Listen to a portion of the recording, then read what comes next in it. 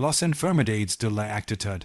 Nunca es agradable hablar de lo negativo, pero tenemos que hablar de ello porque la vida es part negativa.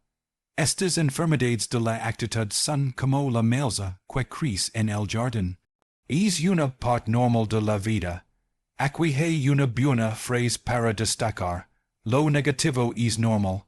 No es exitoso, pero es normal. Es part de la vida. Y aquí está la siguiente clave en mi opinión. Debes aprender a manejar lo negativo. No lo ignores, arréglalo. Si que algunas personas enseñan lo contrario, escuchalas y escuchem. Y luego toma tu propia decisión. No seas un seguidor, si un estudiante. Pero yo digo que tienes que manejar lo negativo. No tienes que vivir en ello. No tienes que obsesionar con ello. Pero si tienes que manejarlo. En mi opinión, si que algunas personas enseñan simplemente voltea la cabeza rápidamente y dices, no hay maleza, no hay maleza. Malas harabas, te quitaran tu g, así que tienes que manejar lo negativo. Esta es la parte que se llama la gran guerra entre el bien y el mal. Elazar.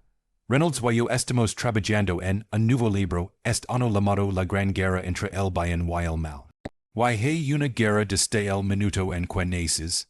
Te involucras en la guerra entre el bien y el mal, entre la oscuridad y la luz, entre lo negativo y lo positivo, entre el mal y el bien, entre la tiranía y la democracia, entre los malos harabas y la actividad humana.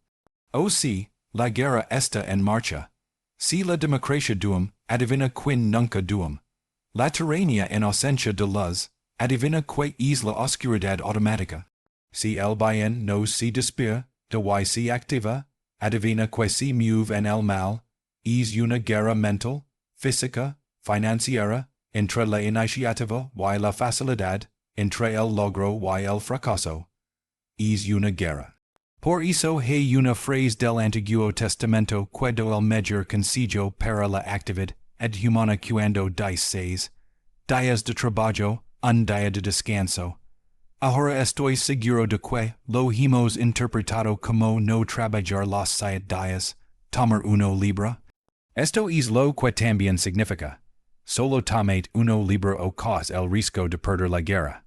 Ahora la hemos reducido a 5 y 2, y tal vez no sea demasiado peligroso.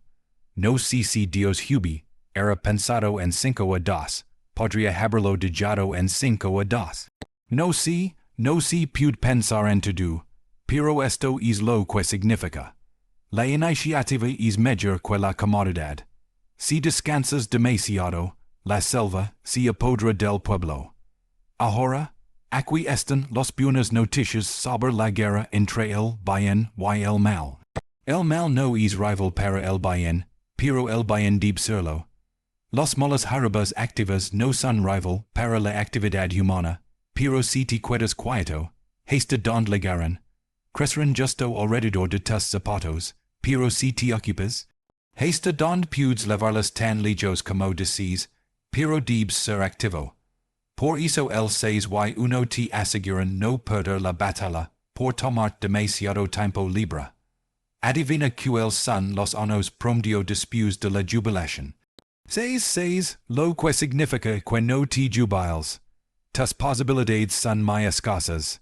La guerra entre el bien y el mal. Las malas harabas que debes reconocer. Lo negativo, manejarlo, lidiar con ello. Y luego, sigamos. Hagamos una lista de las enfermedades de la actitud, que pueden arruinar todas tus posibilidades de prosperar. Una de las palabras que lo destruye. Todo se llama negligencia. Descuido. Descubrimos que una semana de negligencia podría costar un año de reparaciones. No vale la pena, así que, a que debes prestar atención, aquí está la lista. Si la hicieras, tendrías la misma lista que yo. No vamos a cubrir nada nuevo esta noche. Esta es una sesión de recordatorio, no una sesión de enseñanza, pero no está de más repasarla. Aquí está la lista. Actitud, la enfermedad número 1 es la indiferencia, el encogimiento de hombros, El tipo ni siquiera se preocupa, simplemente está a la deriva. Esto se llama el enfoque suave de la vida, una enfermedad conocida como suavidad. El tipo dice, bueno, no veo que me est poniendo tan nervioso. Para ser un ganador, hay que ponerse nervioso. Hay un problema con la deriva. No puedes llegar a la cima de la montaña. Y el buen Dios dijo en los últimos capítulos de la Biblia. Esta es la mejor manera de vivir, de una forma u otra. Es mejor caliente, o que sigue mejor, frío. Es lo siguiente mejor, caliente, no a medias tibio. Ni demasiado caliente, ni demasiado frío. Que triste forma de vivir. Creo que significa elegir una dirección y darlo todo. Simplemente elige una y vi. Alguien dice, sí, pero, y si es la dirección equivocada, lo descubrirás más rápido, no tardarás 25 años en despertar y decir, oh no, he estado caminando por el camino equivocado. El otro día les dije a mis empleados que la siguiente mejor opción para la prosperidad es la adversidad. Si una no te ayuda, reza por la otra. A todos nos va mejor por una de dos razones. Inspiración o desesperación. Y no te deseo nada malo esta noche, pero si no estás inspirado, espero que te ayude a esforzarte. Li más, estables tus metas y via por ellas. Alguien me preguntó una vez que cualidad elegiría si quisiera trabajar con alguien, y sabes que elegí. Primero, un sentimiento fuerte. Por favor, primero, dame alguien que se sienta fuerte sobre casi cualquier cosa. Ni siquiera me importa, solo para que lo creen, incluso si no están de acuerdo conmigo. Maravilloso, solo para que discrepen vigorosamente. No digo que sea fácil convencer a este tipo de personas de tu punto de vista, pero prefiero eso que intentar resucitar a la gente de entre los muertos. Animalos cada mes. Animalos, yo. Dios necesita un líder para los primeros cristianos. Recuerda los primeros días de los cristianos.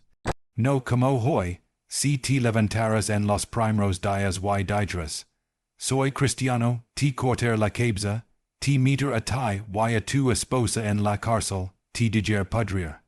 O si, aquellos eran días feos. Ser cristiano en aquel entonces no se consideraba socialmente aceptable.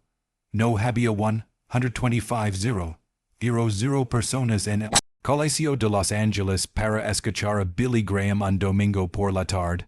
No en aquellos tiempos, cuando los cristianos entraban al colegio, era otra historia. No, o si, la orden era mantenerse fuera del colegio, especialmente el domingo pasado. Los Leones ganaron 33 cristianos, nada. ¿Ves? Esos fueron días duros y difíciles para los cristianos de ahora. Cuando los días son duros y difíciles, necesitas algún tipo de líder. ¿Sabes a quién eligió el buen señor como líder en aquellos días de maldad y fealdad? A Saul de Tarso. A él lo eligió. Te dia lo que yo lo habría elegido.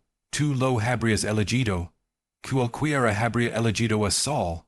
Saul era uno de esos tipos increíbles. Una vez que se mecha en algo, mira, todos en la comunidad sabían en que estaba Saul, porque lo que se unía, él activaba todos los interrupters, abría todos los dials, encendía todos los fosters y se ponía como un loco. Era conocido como el Saul más duro. O sí, al principio era otra cosa. No le iba bien. Saul odiaba a los cristianos, lo que lo convierte en un mal líder. Cierto, me refiero a este trabajo. Saul tenía una obsesión con los cristianos, ligó a odiar a los cristianos, y los odiaba tanto. Cada vez que alguien decía cristiano, montaba en cólera, y supongo que decidió que, en algún momento de su vida, su misión era deshacerse de todos los cristianos. Él era solo. De todos modos, podía hacer casi lo que quisiera, así que le consiguió estas cartas Autorización para recorrer los diversas comunidades y perseguir a los cristianos. Didron, has lo que quieras con ellos solo. Son impopulares de todos modos. Arrastralos por los cals azota, epidria, tortura, mata. Menciona el nombre de solo desde Tarso hasta los primeros cristianos. Te dire lo que hacían, corrían, se escondían, cerraban las puertas, abandonaban la ciudad, se escondían bajo tierra. He estado en las catacumbas de Roma, don se escondieron. Era malo, quiero decir, terriblemente malo, pero recuerda la historia, un día solo se dirige a Damasco, se enteró de que unos nuevos cristianos se enfurecen, se fue a Damasco, dicen que estaba furioso. Hay una pequeña frase en la historia que dice que, de camino a Damasco, exhalaba amenazas y palabras de masacre, lo que significaba que se sentía bastante convencido de la idea. Eso es fuerte, pero en este viaje, según la historia, mientras solo se dirige a Damasco, el buen señor lo mira desde el cielo y dice, "Ay, este mi hombre solo, tiene que ser algo más." Y según la historia, este gran luz brilla desde el cielo, lo deja completamente desplomado, se que del caballo, se hunde la cara en la tierra, y lo ciega durante 3 días. El buen señor, hace herramientas de reclutamiento, que no podemos usar, pero cuando es el señor, para resumir, solo de Tarso, se convierte al cristianismo, y se convierte en Pablo, el gran líder, el apóstol. Y sin duda, el buen señor le dio un excelente ejemplo que no tenía que inflar cada mes. En uno de sus últimos escritos dijo, las cosas que antes odiaba, ahora las amo. Las cosas que antes amaba, ahora las odio. Mira, eso es fuerte. Aquí está la clave para la buena vida. Aprende a poner todo lo que tienes en. Todo lo que hagas, si lo que sí que es haciendo, echa el mano. Si convertirá rápidamente en una oportunidad o te revelará rápidamente que deberías estar haciendo otra cosa. La ilusión es que si tuviera un mejor trabajo, realmente me dedicaría a ello. ¿Ves? Eso es una ilusión, donde quiera que estés, echa el mano. No le des a nadie medio trabajo por un día de sueldo, echa el mano. Eso ayudará a cambiar tu vida. Has de esta enfermedad. Aquí está la siguiente, enfermedad de la actitud, indecisión, parálisis mental. El tipo no puede decidir y se convierte en una enfermedad. Muy pronto sabe que la tiene. El tipo dice, bueno, sí que estoy indeciso, pero dice, y si me equivoco. Escucha, después de un tiempo no importa, simplemente elige de cualquier lado. Una vida llena de aventuras es una vida llena de muchas decisiones. Las que resultan ser incorrectas te dan una mejor experiencia para tomar mejores decisiones, así que no ves cuántas decisiones. Puedes salir de eso, ver en cuántos puedes entrar. Ahí es donde está la aventura, así que quítate esta enfermedad de la indecisión. La siguiente es la duda. Dudas como una plaga, y una de las peores es la inseguridad.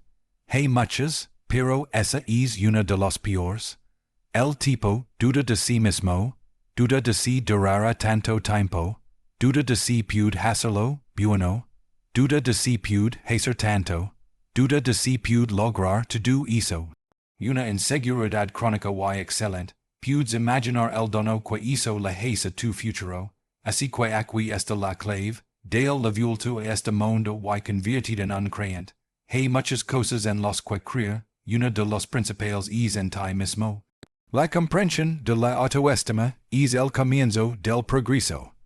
Si esos 3 no se consiguen, tú, este te preocupará. Es una enfermedad devastadora. La preocupación causa problemas de salud, problemas sociales, personales, familiares. Es devastadora. Preocuparse durante tanto tiempo te hará caer de rodillas. Podría reducirte a la cama a suplicar.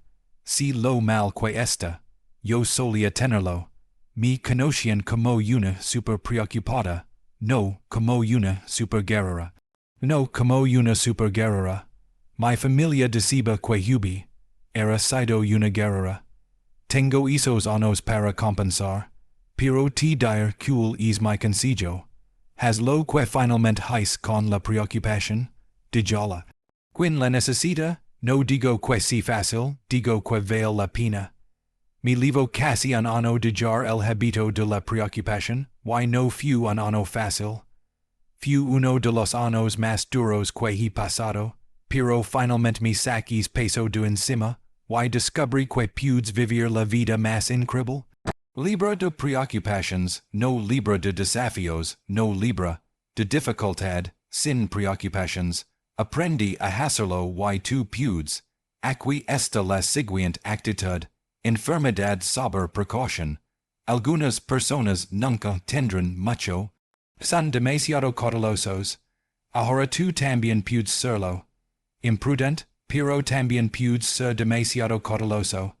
Esto se llama el enfoque temido de la vida. Y mi cautela siempre fu el risco. El risco solía volverme loco. Solía decir, ¿qué demonios pasa esto? Se llama el lenguaje de los pobres. Y si esto pasa? Y encima, si esto pasara, mira el aprieto en el que estaría. Mejor no lo intent. Siempre podría salir eroso. Entonces te contar que cambió mi vida entre cuando finalmente descubrí que todo es arriesgado. Desde el momento en que naciste, se volvió arriesgado. Si crees que intentarlo es arriesgado, espera a que te pasen la factura por no intentarlo. Si crees que invertir es arriesgado, espera a que te pasen la factura por no invertir. Mira, todo es arriesgado. Casarse es arriesgado. Tener hijos es arriesgado. Emprender es arriesgado. Invertir tu dinero es arriesgado. Todo es arriesgado. Te dia lo arriesgada que es la vida. No vas a salir con vida, eso es arriesgado. El inglés dice, bueno, si así es como va a funcionar, intentémoslo, verdad. Para eso es, inténtalo. Alguien dice, sí, pero busco seguridad. Bien, entonces acurrucate en un rincón, te cubriremos con una sabana, te traeremos 3 comidas al día, y te procuremos, te alimentaremos, te cuidaremos, no dejaremos que nada te pase. Y probablemente vivirás hasta los 100 años, el tipo dijo, bueno si viviría hasta los 100, pero que manera de vivir, verdad, que manera de vivir seguro y a salvo. No pidas seguridad pide aventura. Es mejor vivir 30 años llenos de aventuras que 100 años seguro en un rincón, y ver que no importa cuánto vivas, lo importante es cómo vives. Aquí está. Próxima enfermedad de la actitud. Ya casi terminamos con esta lista de MLY de hecho, ya casi terminamos. Un momento. La siguiente es pesimismo, pesimismo. La enfermedad mortal de siempre, mirar el lado malo, el lado problemático, el lado difícil, revisando todas las razones por las que no se puede hacer. El pobre pesimista lleva una vida horrible, no intenta averiguar que está bien, intenta averiguar que está mal, no busca la virtud, busca defectos y cuando los encuentra, se alegra. ¿Qué feo es esto? El pobre mira por la ventana, no vi la puesta de sol. Vi los motos en la ventana, y este es el pobre, verdad? Que se apresura, se desmaya. Es tipo se apresura y dice. Tengo 5 buenas razones por las que no funcionará. Es tan tonto que no sabe todo lo que necesita. Tiene 5. Para el pesimista, el cristal es siempre medio vacío, para el optimista, los vasos están llenos. Porque la misma medida afectaría a las personas de 2 maneras diferentes. Responde a todo. Depende como lo mires, nuestras vidas se ven afectadas principalmente por nuestra forma de pensar. Las cosas no son como son. La forma en que creemos que son nos afecta a la mayoría. Hay un tema que no tenemos tiempo de abordar esta noche, buenos hábitos de pensamiento. Una de las cosas más importantes que se me enseñó. Cuando lo conocí, dijo que los malos hábitos de pensamiento mencionan a la mayoría de la gente pobre. no son malos habitos de trabajo. La mayoría de la gente trabaja duro, pero no piensa mucho. Chami encino que la mente es como una fábrica mental. Y cualquier cosa en la que piensas todo el día virt ingredients en esta fábrica mental. Y eso es lo que construye el tejido económico, social y financiero de tu vida. Me cito una frase de la Biblia que dice, así como piensas, así te vuelves. Que increíble. Cuando hablaba de los malos hábitos de pensamiento, que tenía, solía empezar el día leyendo el periódico matutino. Puedes creerlo o no, tomaba un café y leía el periódico. Milenaba de guerras, disturbios, asesinatos, apuñalamientos, homicidios, robos a bancos, asaltos, accidentes de coche y tragedias. Incluso leía las últimas páginas. Pers que me gustan esas cosas por alguna extraña razón. Milenaba de todo eso y luego empezaba el día. Puedes imaginar los días que solía tener.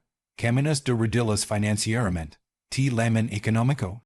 El chico dice, quiero ser un gran líder maravilloso. Lo primero que hacemos es seguirlo a su casa. Cuando llegamos, entramos y revisamos su biblioteca. En primer lugar, alguien dice, bueno, ¿por qué revisar su biblioteca? La razón es porque un hombre lee virt una gran cantidad de ingredientes en su fábrica mental, y el tejido de su vida se construye con esos ingredientes. No creerías lo que algunas personas tienen en casa para leer. No creerías que una de las palabras medio disfrazadas que conozco para mucho es basura. ¿Te imaginas tirar un barril de basura en esta fábrica mental todos los días y salir con una vida rica, dinámica y positiva? No se puede. Podrías intentar hacer un pastel con cemento. Los niños de la escuela secundaria de Danbury, Connecticut, me hacen preguntas. Un día, hablando con los niños tienen buenas preguntas últimamente. Uno de ellos me dijo, ran, cómo se construye una buena vida. Le dije, es simple, no es fácil, pero es simple. Así es como se construye cualquier cosa. Selecciona los ingredientes correctos, evita los ingredientes incorrectos, y todo comienza con el pensamiento.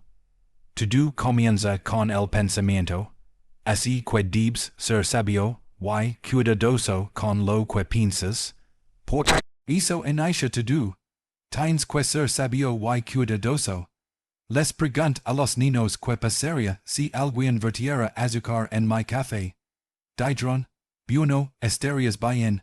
Yo digo, y si alguien vierte azúcar en mi café. Dirán, bueno, estarías muerto. Yo digo, correcto. Lección 1. La vida es azúcar y azúcar. Tienes que tener cuidado. Yo digo, y si mi peor enemigo vierte azúcar. Dirán, estarás bien. Yo digo, y si mi mejor amigo, incluso por accidente, vierte azúcar. Dirán, bueno, estarías muerto. Yo digo, correcto. Lección 2. Cuida tu coche. Tienes que tener cuidado. No importa.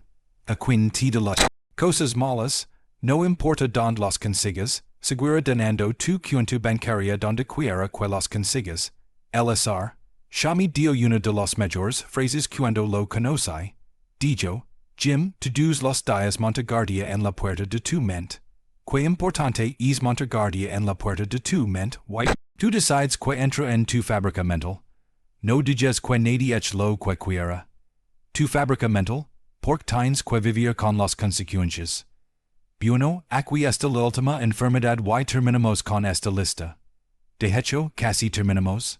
Espera. El último tema es muy breve.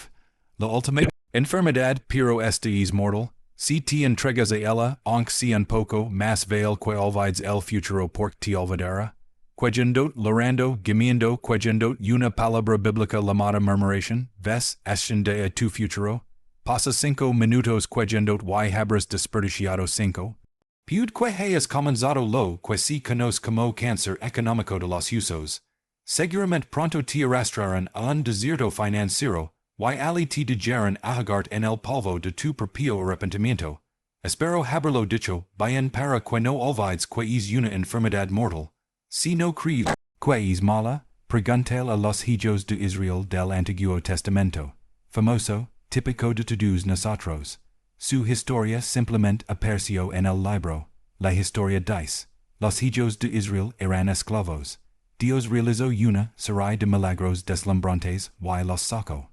Ahora se dirigen a la tierra prometida, recuerdan la historia, rumbo a la tierra prometida. La tragedia de la historia es que nunca llegaron. Desde el primer día comenzaron a quejarse, si quejaron del agua, si quejaron del clima, si quejaron loraron y si quejaron de la comida, si quejaron del liderazgo, si quejaron y loraron porque era demasiado lejos, demasiado frío, demasiado caliente, demasiado difícil, demasiado miserable. O si quejaron y loraron durante años. Finalmente, Dios dijo, ya estoy harto. La historia dice que murieron en el desierto y nunca llegaron a la tierra prometida. Lo que creo que significa dos cosas. Si te entregas a esto el tiempo suficiente, obtendrás tu futuro. Y supongo que también significa que incluso Dios mismo no puede soportarlo. Bueno, están atentos a las cosas que pueden destruir todo lo bueno. Empiezan la guerra. Y mañana por la noche mentalmente, personal, social y económicamente. Tienes que asegurar de ganar la guerra y esto es parte de ella.